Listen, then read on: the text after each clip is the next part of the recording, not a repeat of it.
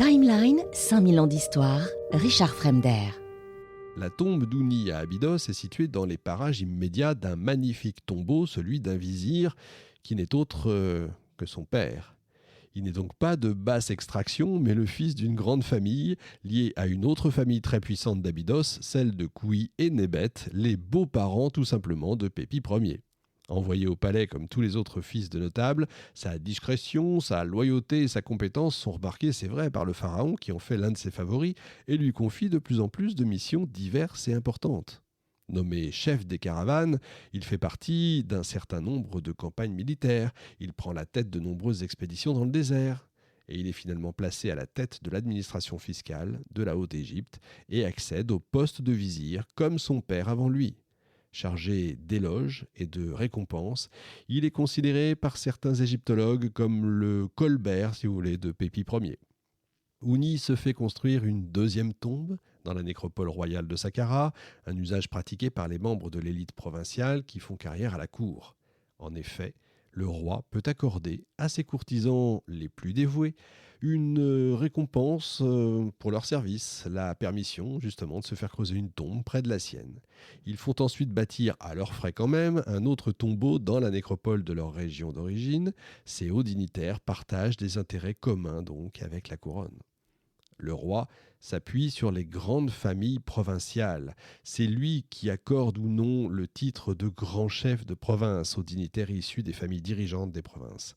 Ils dépendent entièrement du pharaon pour que leur suprématie sur la scène politique locale soit reconnue. Le pharaon dispose ainsi d'alliés de poids dans chacune des provinces du royaume. Il choisit de favoriser tel ou tel en fonction de ses intérêts, bien sûr. La monarchie aiguise ainsi les rivalités au sein de chaque province du royaume. Sauf que le monarque prend garde quand même à ne pas confier trop de pouvoir à un seul homme, durant trop longtemps en tout cas. C'est ce qui explique du coup la rotation rapide dans les plus hautes charges de l'État. Le roi nomme un dignitaire à un poste prestigieux et puis après un certain moment, il le remplace par un autre. Il faut éviter qu'il lui fasse de l'ombre. Téti et ses successeurs instrumentalisent les appétits des élites du coup pour servir les intérêts de la couronne. La monarchie tente comme ça de garder le contrôle et de lever, quoi, à votre avis, des impôts. Pour ça, il est impératif de bien traiter les élites locales. Mais on remarque quand même de fortes disparités locales. Aucun gouverneur de Hout n'est inhumé à Akhmim.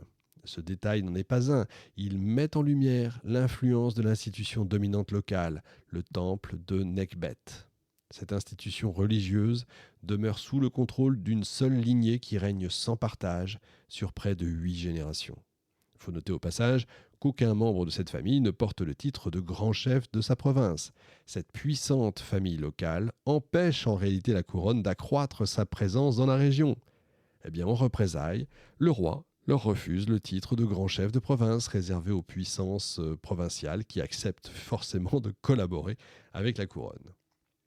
Les autorités du temple désirent évidemment conserver le contrôle des terres arables dans cette région où la vallée du Nil demeure particulièrement étroite.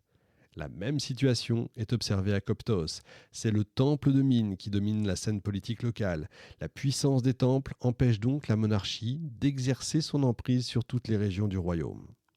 En revanche, les puissances locales qui acceptent de collaborer avec le palais sont parfaitement intégrées à la haute administration royale, mais le roi veille à ce qu'aucun potentat local ne concentre trop de pouvoir entre ses mains.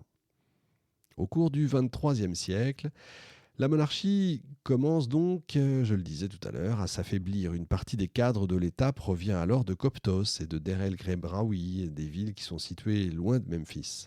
La monarchie s'intéresse beaucoup plus aux villes de Mendes, Boubastis et Comelline.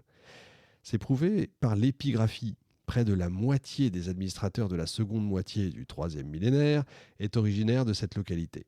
Il s'agit d'une région fertile et propice à l'élevage de bovins. La couronne augmente le nombre de surfaces destinées à l'élevage dans le delta, avec, semble-t-il, le consentement des populations pastorales libyennes qui occupent le territoire. La tradition populaire voit la fin du troisième millénaire comme le déclin de la monarchie égyptienne. En réalité, la rupture avec les familles provinciales n'est pas si flagrante que ça. Memphis conserve son rang de capitale royale. Les grandes familles locales conservent, elles, leur position au sein de l'État. Les inscriptions funéraires font perdurer l'image du serviteur idéal dans une tonalité toujours aussi laconique.